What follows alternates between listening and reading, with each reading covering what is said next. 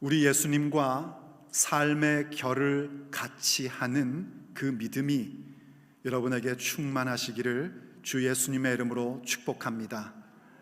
세상 그 어떤 것으로도 채울 수 없는 허기짐, 그리고 그 갈증이 우리 주님으로 말미암아 영원토록 채워지게 될 것입니다. 예수님을 열심을 다해 찾아온 사람들에게 예수님께서 이렇게 말씀하셨습니다. 너희가 나를 찾는 것은 표적을 보았기 때문이 아니라 먹고 배부르기 때문이다. 그 말씀은 주님의 책망 어린 말씀이었습니다. 열심히 예수님을 찾아왔는데도 불구하고 예수님께서 그들에게 그렇게 책망 어린 말씀을 하신 이유는 이랬습니다. 그들은 오병이어의 표적, 보리떡 5개와 물고기 2마리로 5,000명을 먹이신 5,000명을 먹이신 그 표적을 보고 이분이야말로 모세가 얘기한 그 선지자라고 믿었습니다. 그래서 그분이 이제 자신들이 가지고 있는 경제적인 결핍과 더 나아가 정치적인 문제까지 해결해 줄 메시아라고 확신을 한 겁니다. 그래서 예수님께서 그들을 흩어 보내셨음에도 불구하고 그들은 다시 예수님을 찾아왔습니다. 사람들은 예수님이 그러한 존재라는 것을 생각하고 그분의 표적을 보고 자기들이 원하는 임금으로 삼으려 했습니다. 그래서 억지로 붙들었습니다. 그러나 예수님께서 이 땅에 오신 것은 사람들이 원하는 임금 되려 하심이 아니었습니다. 예수님께서 이 땅에 오신 것은 아버지 하나님, 당신을 보내신 이의 뜻을 이루고자 하심이었습니다. 그래서 자기들이 원하는 것을 채워주는 임금으로 삼으려 하는 그들을 예수님은 흩어 보내시고 제자들을 호수 건너편으로 보내시며 홀로 산에 기도하러 가셨습니다. 그렇게 흩어 보냈음에도 불구하고 사람들은요, 하룻밤이 지나고 그 아침에 다시 예수님을 찾아온 겁니다. 물론 우리가 알다시피 예수님을 그렇게 다시 찾아온 것은 그들이 예수님과 함께 아버지의 뜻을 이루고 예수님과 삶의 결을 같이 하려고 찾아온 것은 아니었습니다. 그래서 예수님이 그들에게 말한 겁니다. 너희들이 나를 찾는 것은 먹고 배부르기 때문이다. 그들의 겉모습을 보면 예수님을 찾는 열정의 모습입니다. 마치 신앙의 믿음처럼 보입니다. 그러나 예수님은 그들의 마음을 적나라하게 다 드러내신 겁니다. 그래서 그들에게 계속해서 권면의 말씀을 주셨습니다. 썩을 양식을 위하여 일하지 말고 썩지 아니할 영생하도록 있는 양식을 위하여 일하라. 그렇게 권면해 주셨습니다. 그 얘기를 듣자 그들은 예수님께 묻습니다. 우리가 어떻게 하여야 하나님의 일을 하겠습니까? 그들은 영생하도록 있는 양식을 위하여 일한다는 것이 하나님을 위하여 일한다는 것임을 알았습니다. 그렇게 묻는 그들에게 예수님은 오늘 본문 29절에서 이렇게 답변을 해주셨습니다. 29절을 좀 보죠. 예수님께서 대답하여 이르시되 하나님께서 보내신 이를 믿는 것이 하나님의 일이니라 하시니. 하나님의 일이 뭔가? 영생하도록 있는 양식을 위하여 일한다는 것이 무엇인가? 그것은 하나님께서 보내신 이를 믿는 것, 곧 예수님을 믿는 것이다 라고 말씀해 주십니다. 우리가 하나님의 일을 위하여 할 수 있는 것이 무엇인가? 또 해야만 되는 일이 무엇인가? 그것은 예수님을 믿는 것입니다. 그럴 때 우리는 어디서 무엇을 하든지 영생하도록 있는 양식을 위하여 일하는 자가 될 수 있습니다. 영생하도록 있는 양식을 위하여 일한다는 것은 교회 봉사만을 의미한다고 하지 않았습니다. 목사가 되고 선교사가 되는 것만이 영생하도록 있는 양식을 위하여 일하는 것이 아니라고 분명히 말씀을 드렸었습니다. 우리가 어디서 무엇을 하든지 사업터이든 일터이든 교회에서 봉사를 하든 또 혹은 가정에서 살림을 하든 그 모든 일들 가운데에 예수님과 같이 아버지의 뜻이 이루어지기를 열망하고 예수님과 삶의 결을 함께하며 그 일들을 이룰 때에 그 모든 일들은 영생하도록 있는 양식을 위하여 일하고 있는 것입니다. 그 얘기는 다른 말로 하면 한마디로 하나님께서 보내신 일을 믿는 것입니다. 그렇다면 과연 하나님께서 보내신 일을 믿는다는 것, 그것은 구체적으로 무엇을 의미하는 것일까요? 우리가 우리의 삶의 자리에서 무엇을 하든지 영생하도록 있는 양식을 위하여 일한다는 것은 구체적으로 어떻게 이루어지는 것일까요? 오늘 우리가 본문을 통하여 듣고자 하는 주님의 메시지입니다. 첫째, 주께서 보내신 일을 믿는다는 것은 말씀의 진의를 따르는 믿음입니다.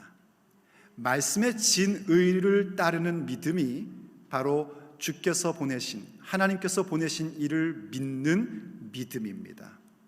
성경은요, 항상 볼 때에 성경이 말하고자 하는 것이 무엇인지, 하나님께서 성경을 통하여 말씀하시고자 하는 것이 무엇인지를 배우고 듣고 그것을 따를 줄 알아야 됩니다.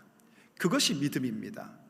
그런데 사람들은 자주 어떻게 하냐면 성경을 자기의 생각, 자기의 추구하는 바를 지원하기 위해서 성경을 사용하곤 합니다. 그건 믿음이 아닙니다. 한번 본문으로 돌아가 보시죠. 30절입니다. 그들이 묻되 그러면 우리가 보고 당신을 믿도록 행하시는 표적이 무엇이니까? 하시는 일이 무엇이니까? 예수님 말씀인 즉슨 예수님을 믿으라는 얘기입니다. 그러자 이들이 묻는 겁니다. 그렇다면 우리에게 보여줄 표적이 뭡니까? 표적을 보여주십시오. 또 다른 표적을 구하는 겁니다. 그들은 분명히 오병이어의 표적을 보았고 그것으로 배불렀음에도 불구하고 또 표적을 달라는 것입니다. 이들이 지금 말하는 표적은요, 예수님께서 너희들이 나를 찾는 것은 표적을 보았기 때문이 아니다 할 때 그 표적과 단어는 같은 단어인데 그 의미는 전혀 다른 것입니다. 예수님께서 말씀하신 표적이라는 것은 그야말로 예수님이 누구신지를 나타내 보여주시는 일들, 또 예수님께서 하시는 사역들이 우리에게 어떠한 영향을 주는지를 보여주는 일들, 그게 바로 예수님의 표적입니다. 예수님의 표적은 예수님께서 하나님의 아들이요 그리스도이심을 나타내시고 예수님의 하시는 모든 사역은 우리에게 구원을 주시며 영생을 주시고자 하시는 일이라는 것을 보여주는 게 예수님의 표적입니다. 그런데 이들이 지금 또다시 표적을 구하는 그 표적은 그와는 상관없이 자기들이 가지고 있는 문제를 해결하는 또 다른 기적을 달라는 겁니다. 어제 저녁에 예수님께서 주신 표적으로 배불리 먹었지만 그건 이미 다 소화되었고 지금 브런치라도 달라는 겁니다. 그렇게 표적을 달라고 이야기를 합니다. 그러면서 자신들이 표적을 구하는 것에 대한 정당성을 성경 구절을 가지고 와서 이렇게 얘기를 합니다. 31절을 보십시오. 기록된 바, 성경 말씀을 얘기하는 겁니다. 하늘에서 그들에게 떡을 주어 먹게 하였담 같이 우리 조상들은 광야에서 만나를 먹었나이다. 그들이 인용한 성경 구절은요, 구체적으로 얘기하면 출애굽기 16장 4절과 시편 78편 24절에 있는 말씀을 가지고 온 겁니다. 모세가 광야에서 40년 동안 하늘에서 만나를 내려 우리 조상들을 먹게 했다는 겁니다. 그러니 당신이 모세가 말한 그 선지자 메시아라면 모세보다 더 큰 표적을, 더 큰 기적을 우리에게 줘야 되는 것 아니냐 하며 바로 이 만나의 사건, 하늘을 여시고 만나를 내리셨다는 그 성경 구절을 가지고 와서 예수님께 또 다른 표적 달라는 겁니다. 과연 만나의 이야기, 만나를 주셨을 때 이 말씀이 이들이 예수님께 자기들이 원하는 표적, 자기들이 원하는 기적을 요구할 수 있는 근거된 말씀일까요? 전혀 그렇지 않습니다. 하나님께서 하늘을 여시고 만나를 내리신 사건의 출발은 성경을 읽어보신 분들은 알지만 그것은 출애굽한 이스라엘 백성들이 하나님께 원망하는 것부터 시작된 내용입니다. 출애굽기 15장 16장을 읽어보고 시편 78편을 읽어보면은요, 하나님께서 이 이스라엘 백성을 애굽에서 구출해 주셨습니다. 구원해 주신 것입니다. 죽을 수밖에 없고 노예로 살 수밖에 없는 그들의 인생 가운데 하나님께서 그 은혜로 그들을 구원해 주셨습니다. 어디 그들을 애굽에서 구출하신 것뿐만이었습니까? 홍해를 가르셨습니다. 홍해를 마른 땅같이 건너가게 하셨고, 그 건너온 홍해에 이집트 군대, 이스라엘 백성의 대적을 그 홍해 가운데 수장시켜 주셨습니다. 놀라운 사건이었습니다. 15장에 보면 하나님의 백성들이여 너무나 감격하여 하나님 앞에 즐겁게 노래하며 찬양을 드립니다. 그게 15장 전체의 내용입니다. 그런데 바로 그렇게 찬양을 드리고 3일길을 간 후에 그들은 하나님께 원망합니다. 이유는 마실 물이 없었기 때문입니다. 여러분, 상상이 됩니까? 3일 만입니다. 주일날 예배드리며 감격하고 감동하고 하나님의 놀라운 은혜를 찬양했는데 3일 만에 또다시 하나님을 향하여 원망하고 불평하고 있더란 말입니다. 저 개인적인 의견이지만 그래서 아마 수요 예배가 있는 게 아닐까, 그런 생각을 해봅니다. 3일 밤 예배에 많이들 참여하십시오, 여러분. 그래서 하나님께서 어떻게 하셨죠? 반석을 치시고 물이 나오게 하여 그 수많은 사람들을 마시게 했습니다. 반석을 쳐서 강물을 만드신 겁니다. 그런데 그렇게 물을 마시고 나서 이들이 또 어떤 짓을 했냐면 16장 넘어오자마자 하나님 앞에 불평하고 원망합니다. 성경은요, 모세와 아론을 향하여 원망하며 불평했다고 얘기합니다. 계속 읽어나가면 그것은 곧 여호와 하나님께 원망하고 불평했던 것입니다. 그 원망과 불평에 대한 그 긴 내용들을 시편 78편이 매우 요약적으로 잘 설명을 해줍니다. 이 시편 78편은요, 이른바 역사시입니다. 출애굽으로부터 다윗 시대까지를 매우 요약하여 잘 시적으로 표현해주고 있습니다. 그 앞부분이 바로 이 출애굽에 대한 내용인데, 한번 여러분 시편 78편 23절과 24절을 보십시오. 자기 성경이 있는 분은 이 78편을 펴놓고 들으시면 더 좋을 것 같습니다. 78편 23절, 그러나 그가 위에 궁창을 명령하여 하늘문을 여시고 그들에게 만나를 비같이 내려 먹이시며 하늘 양식을 그들에게 주셨나니. 이해가 되시죠? 하늘 양식을 그들에게 먹여 주신 겁니다. 하늘 양식을 먹여 주셨는데 이전에 어떤 일들을 이들이 했냐면 그 앞부분 시편 78편 19절과 20절을 보면 이렇게 얘기를 합니다. 그뿐 아니라 하나님을 대적하여 말하기를 하나님이 광야에서 식탁을 베푸실 수 있으랴? 보라, 그가 반석을 쳐서 물을 내시니 시내가 넘쳤으나 그가 능히 떡도 주시며 자기 백성을 위하여 고기도 예비하시리라 하였도다. 이해가 되십니까, 여러분? 하나님께서 지금 만나를 먹이시고 하늘문을 여셔서 하늘부터 양식을 주셨던 그 배경이 어디에 있냐면, 그들이 그냥 믿음의 길을 가려고 열심히 애를 쓰고 있는데 아이고 이 녀석도 굶기면 안 되지, 내가 줘야지 한 데서 빌었던 것이 아니라, 그들이 하나님을 향하여 원망하는 가운데 물을 주셨고 그 물을 마시고 나서 또 원망을 하는데 그 원망의 내용인 즉슨 뭐냐면, 하나님께서 반석을 쳐서 물을 주신 것, 그래 그거는 우리가 물 마셔서 알겠는데 과연 그 하나님이 우리에게 떡을 주고 고기도 줄 수 있겠냐 하고 덤볐다는 겁니다. 이 얼마나 못된 사람들입니까? 하나님께서 지금까지 어떻게 인도해 오셨는데 지금 배고프다고, 지금 먹을 것 없다고, 떡도 주실 수 없고 고기도 주실 수 없는 하나님이라고 그렇게 얘기를 합니까? 하나님께서 속상하셨습니다. 하나님께서 진노하셨습니다. 그럼에도 불구하고 이렇게 고백하고 이렇게 불신의 말을 하는 자들에게 하나님은 하늘의 문을 여시고 만나를 주신 것입니다. 왜 만나를 주셨는가? 그들의 불평은 이런 내용이었습니다. 우리가 광야길로 약속의 땅을 향하여 가는데 배고파서 못 가겠다는 겁니다. 먹을 것이 없어서 못 가겠다는 겁니다. 그래서 하나님의 입장에서 하신 말씀은 뭐냐면, 너희들이 먹을 것이 없어서 과연 못 가는 것일까? 하고, 그래 그럼 내가 먹을 것을 주마. 그 먹을 것을 먹고 너희들이 나를 따르는지 보겠다 하시는 겁니다. 그 말씀의 요약이 사람이 떡으로만 사는 것이 아니요 하나님의 입에서 나오는 말씀으로 사는 줄을 알게 하려 하심이라의 내용입니다. 그래서 하나님이 만나를 주신 겁니다. 그런데 어떤 일이 생겼죠? 여러분이 시편 78편을 보면은요, 그 내용을 요약하여 그렇게 설명합니다. 그들이 아직 그 음식이 입에 있을 동안에 다시 하나님을 향하여 범죄하고 죄를 저질렀답니다. 아직 그 이사이에 고기가 있을 동안에 또다시 범죄를 합니다. 그래서 하나님께서 이번엔 그들에게 진노하셔서 그들을 치십니다.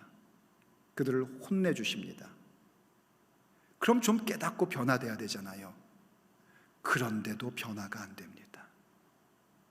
그들이 갖고 있던 문제는 떡과 물이 없던 것이 아니라 하나님을 믿는 믿음이 없었던 겁니다.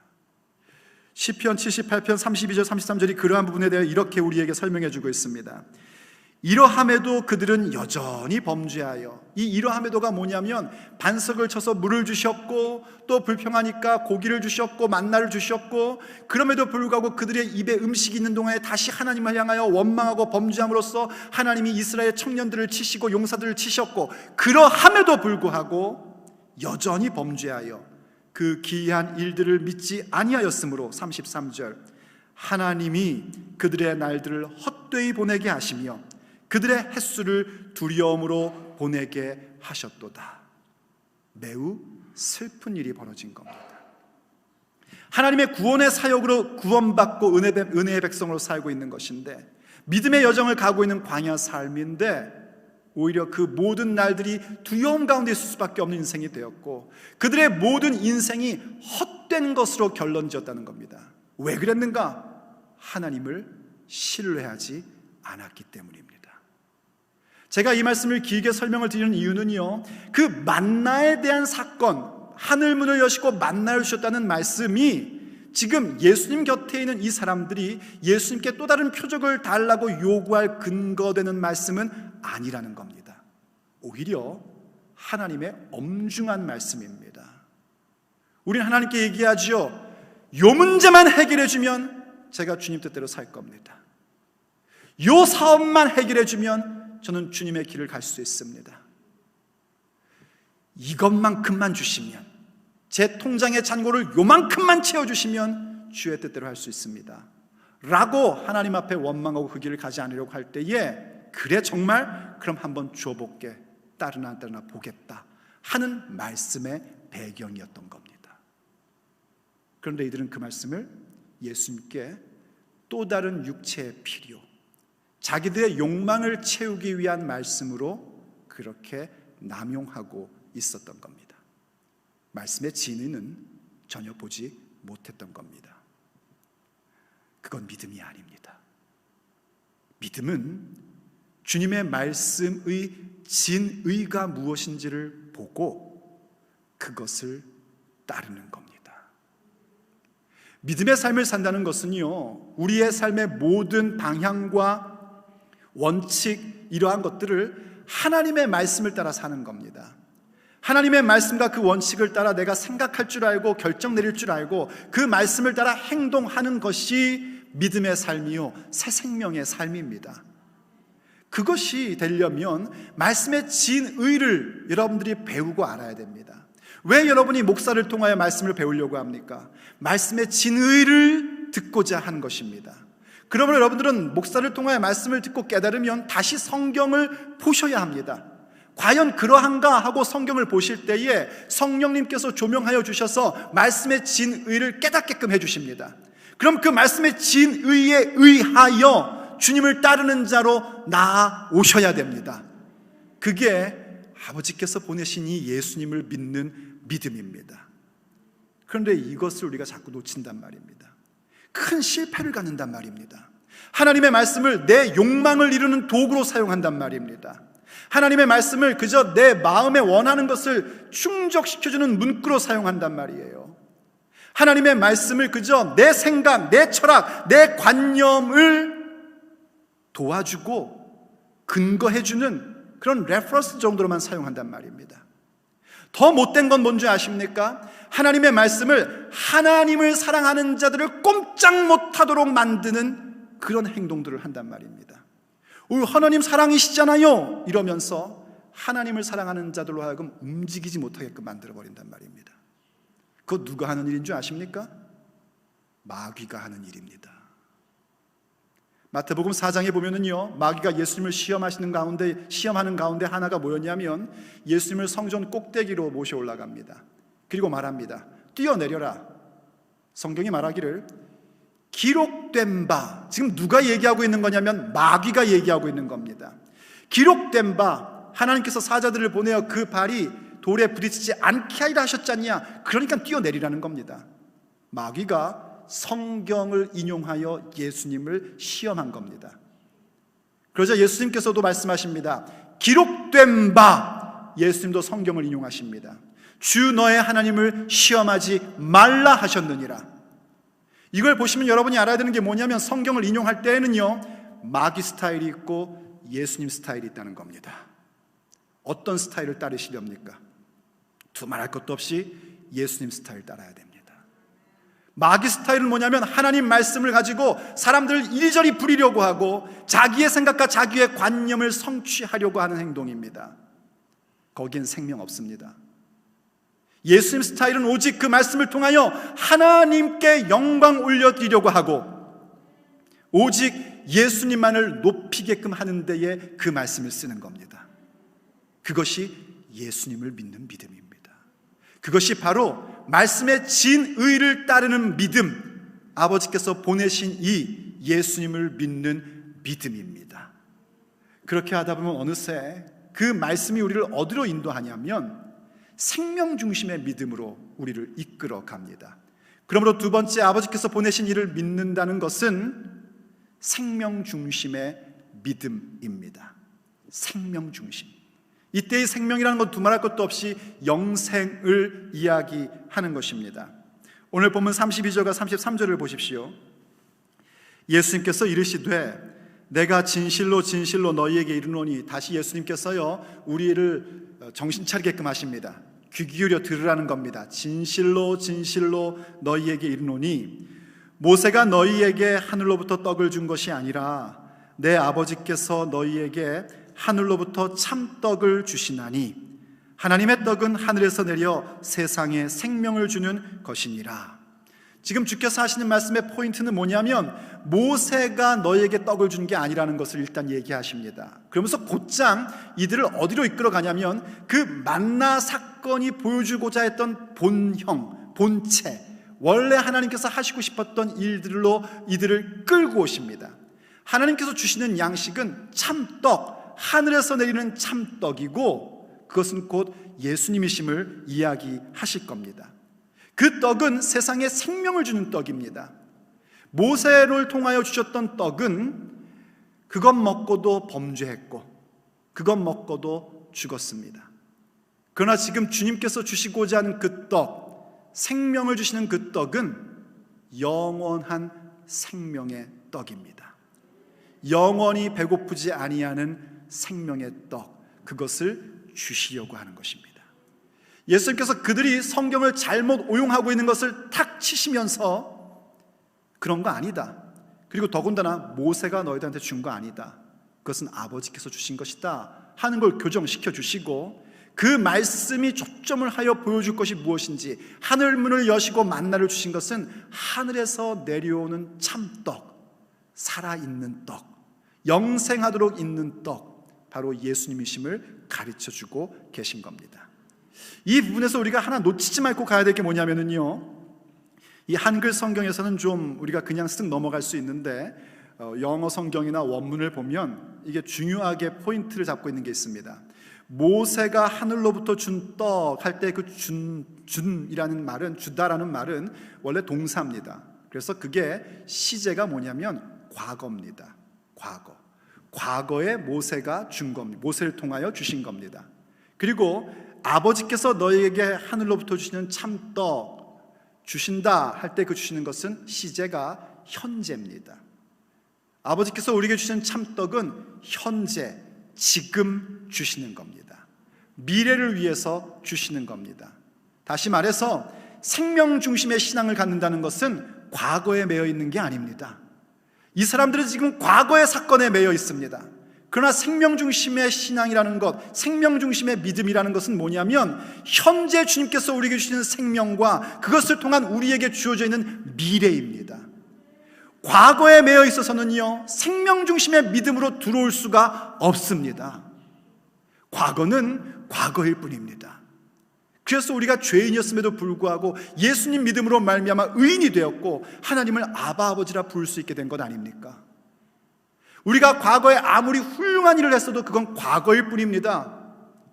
그걸 계속 여러분들이 들먹이고 계신다면 여러분의 신앙에 지금 뭔가 문제가 있는 겁니다. 그건 과거예요. 하나님께서 상급 주실 겁니다. 우리가 정말 생명의 양식을 먹고 생명 중심의 믿음을 갖는 자라면 과거에 내가 어떤 업적을 세웠는지를 보는 것이 아니라 지금 나에게 생명이 있음과 그리고 주님이 주시는 비전을 향하여 눈을 돌려야 합니다. 그게 생명 중심의 믿음입니다. 그것이 영생을 얻은 자의 특징입니다. 주께서는 우리에게 영생을 주시려고 주님의 몸을 주신 겁니다. 하나님께서 우리에게 참 많은 것 주셨죠. 예수님께서 우리의 삶에 수많은 물질들을 베풀어 주셨습니다. 그런데 왜 그 수많은 물질을 베풀어 주시고 수많은 응답을 주셨을까요? 이 땅 가운데 영원 무궁토록 살라고 주신 것이 아닙니다. 그것을 허락하신 주님께서 우리에게 영생을 주시는 분임을 보게 하려 하심입니다. 우리의 삶에 망가져 있고 비뚤어져 있고 잘못되어 있는 것들을 주 앞에 기도하면 응답하시어 고쳐주십니다.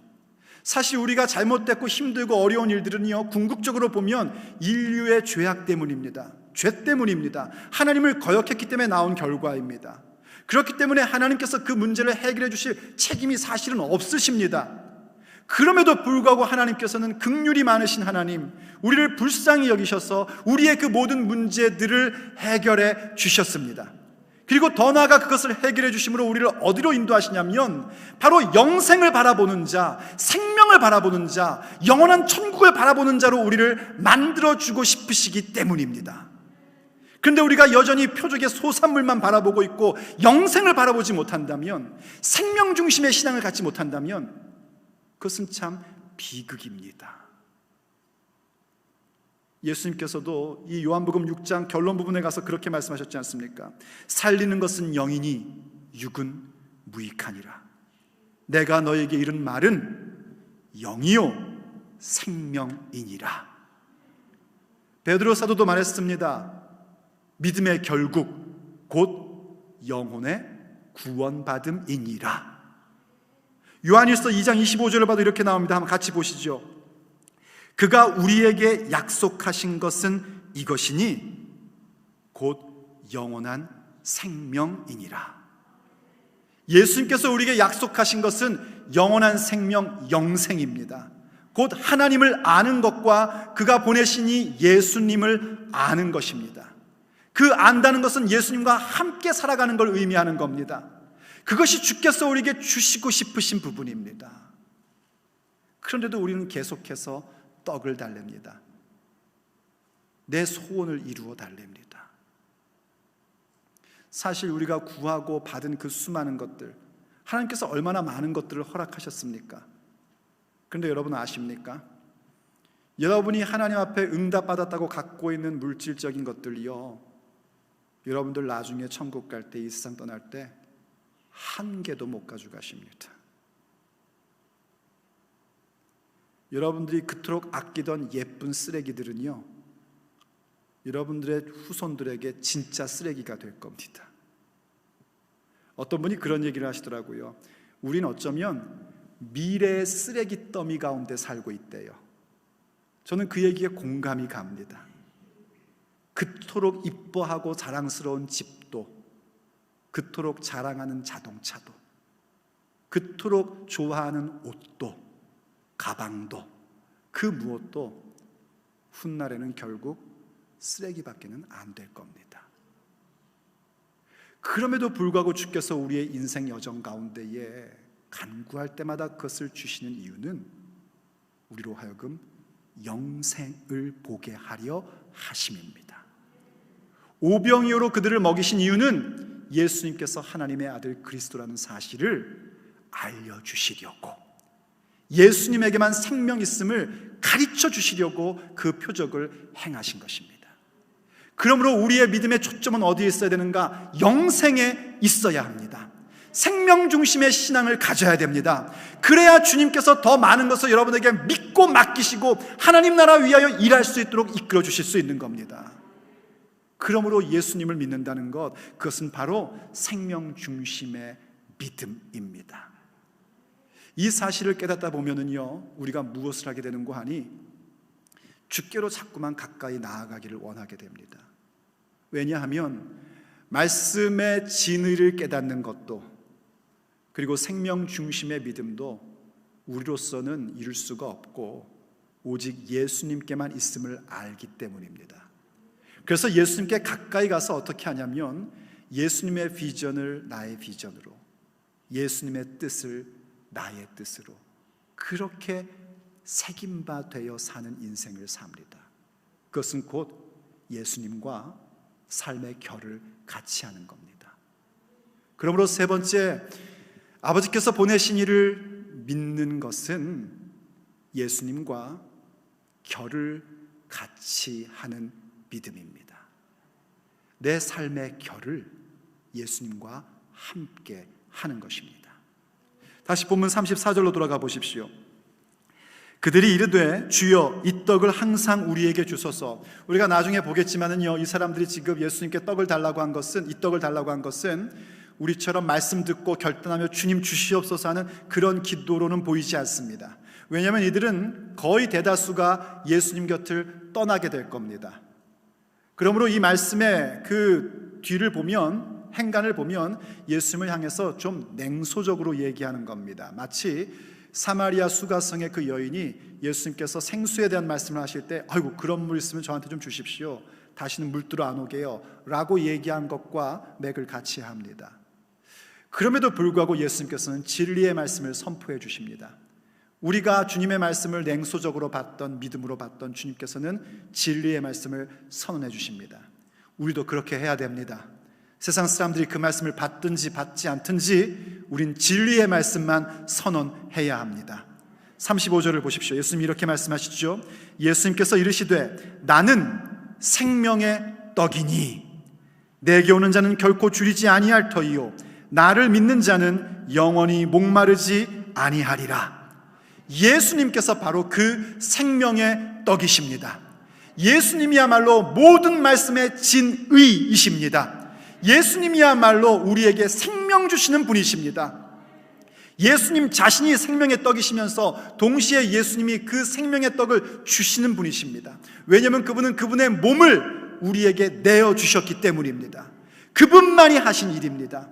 그분이 생명의 떡이시기에 예수님께 오는 자는 다시는 결코 줄이지 아니하고 예수님을 믿는 자들은 다시 영원히 목마르지 않게 되는 것입니다. 그래서 예수님께 오셔야 됩니다. 예수님께 가까이 오셔야 됩니다. 예수님께 온다는 것은요, 그저 예수님께 와서 예수님 저 왔어요, 안녕하셨죠, 안녕히 계세요, 그런 거 얘기하는 거 아닙니다. 예수님을 믿는 겁니다. 예수님을 믿는다는 것은 그저 말로 나 예수님 믿어요 이런 차원의 얘기가 아닙니다. 예수님과 삶의 결을 같이 하는 겁니다. 그게 예수님을 믿는 것이고 예수님과 삶의 결을 같이 하고자 우리는 예수님께로 가까이 오는 것입니다. 이사야서 55장을 보면 그것을 분명하게 이렇게 말씀해 주는 걸 보게 됩니다. 이사야 55장 1절 말씀입니다. 오호라 너희 목마른 자들아 물로 나아오라. 돈 없는 자도 오라. 너희는 와서 사 먹되 돈 없이 값 없이 와서 포도주와 젖을 사라. 물, 포도주, 젖, 이건 다 똑같은 것을 여러 가지 은유로 표현하고 있는 겁니다. 바로 예수님이 우리에게 주시는 생수에 대한 부분입니다. 우리에게 와서 그것을 사서 먹어라 라고 얘기합니다. 그런데 그때 살 수 있는 것은 우리의 돈으로 살 수 있는 것이 아닙니다. 다른 것으로 살 수 있는 것이 아닙니다. 오직 예수님의 보혈의 권세, 그 능력을 힘입어 살 수 있는 것입니다. 또 사야 하기 때문에 우리가 뭔가 헌신하고 결단해야 될 부분은 분명히 있습니다. 그것은 다른 것이 아닙니다. 예수님을 믿기로 결정하는 것입니다. 하나님만을 신뢰하기로 결정하는 것입니다. 예수님과 삶의 결을 같이 하기로 결정하고 주님의 도움을 구하는 것입니다. 그것이 바로 이 물을 사는 것입니다. 그런데 우리는 자꾸만 다른 헛된 것들을 살려고 합니다. 계속해서 2절에서 이렇게 얘기합니다. 너희가 어찌하여 양식이 아닌 것을 위하여 은을 달아주며 배부르게 하지 못할 것을 위하여 수고하느냐. 우리가 추구하고 있는 것들은 그런 것에 불과하단 말이죠. 배부르지 못할 것들, 영원하지 않는 것들에 우리의 모든 인생을 낭비하며 살아가고 있단 말입니다. 그래서는 안 된다는 겁니다. 주님께서 우리에게 주신 그 구원, 생명을 얻은 우리의 육체의 날들을 그렇게 낭비하며 살아서는 안 됩니다.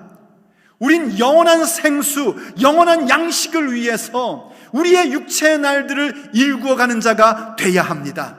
그것이 주께서 우리에게 원하시는 바입니다. 그럴 때 계속해서 이렇게 말씀하세요. 계속 보십시오. 내게 듣고 들을지어다. 그리하면 너희가 좋은 것을 먹을 것이며 너희 자신이들이 기름진 것으로 즐거움을 얻으리라. 우리가 주님의 물을 마시며 주님의 양식을 먹는다는 것이 뭔가? 주께서 주신 음료를 마시고 주께서 주신 양식을 마신다는 것은 결국은 주님의 말씀을 듣고 듣는 것입니다. 말씀의 진의를 깨닫고 따르는 것입니다. 그것이 우리에게 있어야 됩니다. 그러면 하나님의 생명 가운데로 들어가게 되고 그 생명 중심의 신앙이 무엇인지를 깨닫고 영생을 향하여 나아가고 영생을 가장 소중히 여기는 사람들로 함께 세워질 수 있게 되는 것입니다. 그러면서 계속해서 말씀하시는 걸 보십시오. 3절, 너희는 귀를 기울이고 내게로 나와 들으라. 그래서 우리가 지금도 말씀을 듣고 있는 겁니다. 그리하면 너희의 영혼이 살리라. 주의 말씀 들을 때 우리의 영혼이 생명을 얻습니다. 우리의 영혼이 회복되는 역사가 나타납니다. 우리의 마음이 변화됩니다. 그래서 어디로 가는가? 내가 너희를 위하여 영원한 언약을 맺으리니 곧 다윗에게 허락한 확실한 은혜이니라.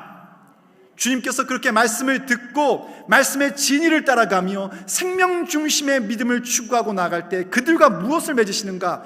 영원한 언약을 맺으십니다.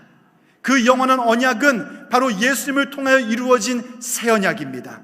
예수님의 보혈의 권세로 말미암아 하나님을 아바 아버지라 부를 수 있고 우린 그분의 자녀가 되는 그 놀라운 관계가 모든 세상 가운데 공개적으로 선포되는 현상, 그것이 바로 새 언약입니다. 그 새 언약의 역사가 우리 가운데 이루어지게 되고 다윗에게 주신 그 영원한 은혜, 변치 않는 은혜가 우리 가운데 임하게 되는 것입니다. 그게 바로 주님과 삶의 결을 같이 할 때에 우리에게 주신 말씀이고 우리에게 주시는 은혜입니다. 주님께로 나와서 그분의 말씀을 듣고 말씀의 진리를 따르며 생명 중심의 믿음으로 나아갈 때 우리는 어느새 주님과 삶의 결을 같이 하게 되고 주님과 삶의 결을 같이 하게 되면 주께서는 우리에게 영원한 언약의 성취를 보여주시고 다윗에게 주셨던 확실한 은혜를 오늘을 사는 우리들에게도 확실한 은혜로 베풀어 주십니다. 그래서 우리의 믿음은 오늘 내가 가지고 있는 문제 하나 해결되는 것으로 만족해서는 안 되고 그것을 통하여 아버지께서 보내신 이 예수님을 믿는 믿음으로 들어가야 합니다. 그러므로 주께로 오셔야 됩니다. 다시 주님께로 돌아오셔야 됩니다. 여러분의 인생 가운데 찢겨진 부분이 있고 여러분의 인생 가운데 무너진 부분이 있다면 주님께로 돌아오셔야 됩니다. 내가 믿음의 사람임에도 불구하고 그러한 일들이 있다는 것은 어쩌면 우리가 어느새 예수님을 믿는 믿음은 저버리고 표적의 소산물만을 구하고 있기 때문일지도 모릅니다. 그렇다면 주께로 돌아오십시오. 주께서 찢으셨으나 다시 회복시켜 주실 것입니다. 주께서 치셨으나 다시 고쳐 주실 것입니다. 우리를 이틀 만에 세우실 것이고 제3일에는 부흥케 하실 것입니다. 주님께로 돌아오십시오. 예수님을 믿는 그 믿음, 보내신 이를 믿는 믿음 가운데로 돌아오십시오. 그때에 세상으로서는 도저히 채울 수 없는 그 허기짐과 그 갈증이 그분을 믿는 믿음으로 말미암아 결코 줄이지 않고 영원히 목마르지 않는 사건으로 우리에게 임하게 될 것입니다.